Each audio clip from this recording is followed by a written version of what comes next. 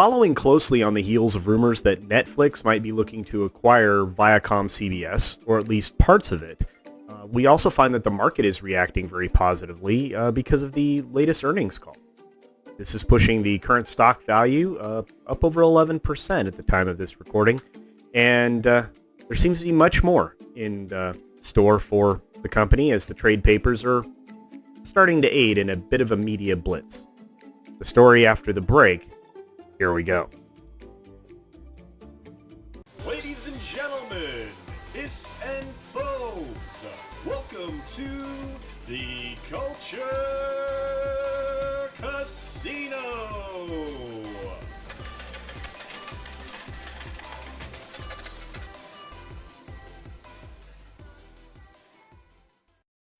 No one can deny the steep decline of the major entertainment companies since the global health crisis that we're dealing with.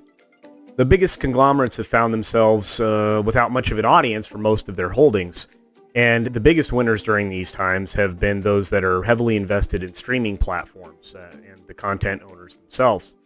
As Netflix ponders parts of this purchase of Viacom or all of ViacomCBS or whatever they're working on, ViacomCBS is actually busy building on its growing digital platforms.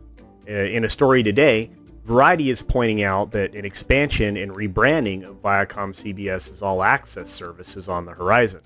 And we've known for some time that this was going to occur, but they plan to release more of their cable branding program, or cable branded programming, on their digital subscription services.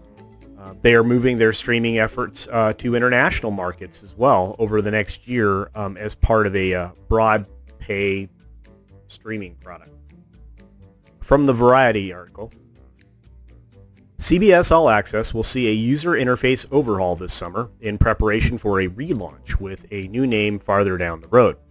As of Thursday, 100 titles of Paramount Pictures' vast film library, including the Godfather trilogy, will be made available to CBS All Access subscribers.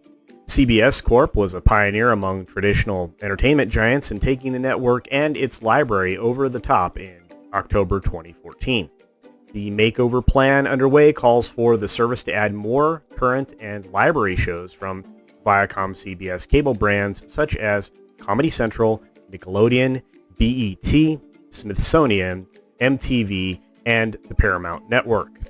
Those brands will also produce content for the expanded All Access down the road, their CEO said.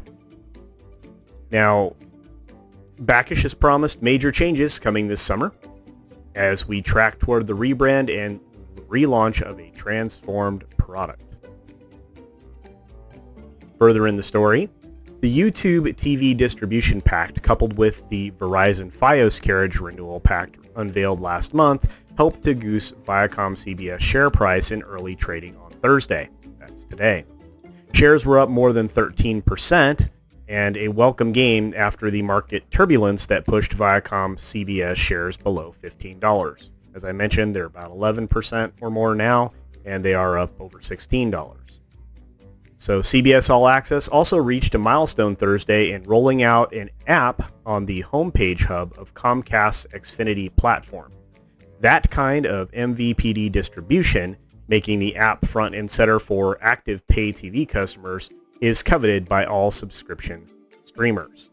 Now, Backish also goes on to talk about the ad-supported Pluto TV platform that he called a fast-growth, broad-reaching gateway to the ViacomCBS streaming world. And it is. It's kind of a neat platform, actually. Anyway, ViacomCBS CEO Bob Backish also lamented the $500 million pact that they made with Warner Media for the rights to air South Park. The company will preserve its desirable content for its own services going forward.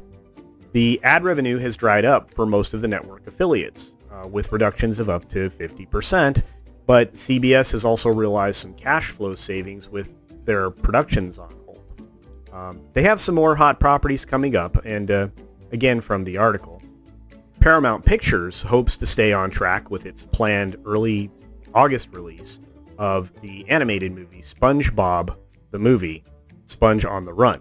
which was rescheduled from a planned premiere this month.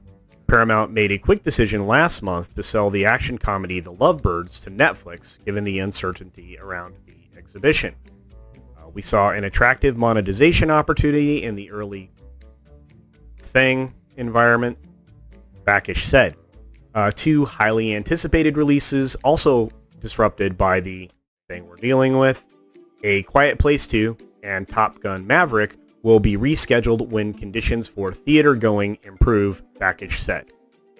Now, one of the things talked about in this article was also moving Showtime's productions to a lot more unscripted television, which I think bodes very poorly for what would be considered a premium network like HBO. So, anyway, just an aside. So, I guess I ask you, does it make sense for National Amusements to sell their entire stake in ViacomCBS to Netflix, or sell off a part of it? Or should they attempt to hang on to it? Just service their sizable debt and build on that foundation that they're building digitally. I would be in favor of hanging on to your material and expanding your digital offerings because it makes the most sense in the future. But feel free to answer in the comments below. I will look them over for sure. Thanks for spending some time here today. I really appreciate it. Please stay healthy. Take care of yourself. Take care of others. Wash your hands. Hit subscribe. Like. Hit the bell for notifications. And again, those comments I'll look at later. And until next time, bye. Thanks for visiting today. Be sure you're subscribed and hit that for alerts. Yay! Of course, like and share all of the videos that you can, as it helps with the algorithm. Have a great day.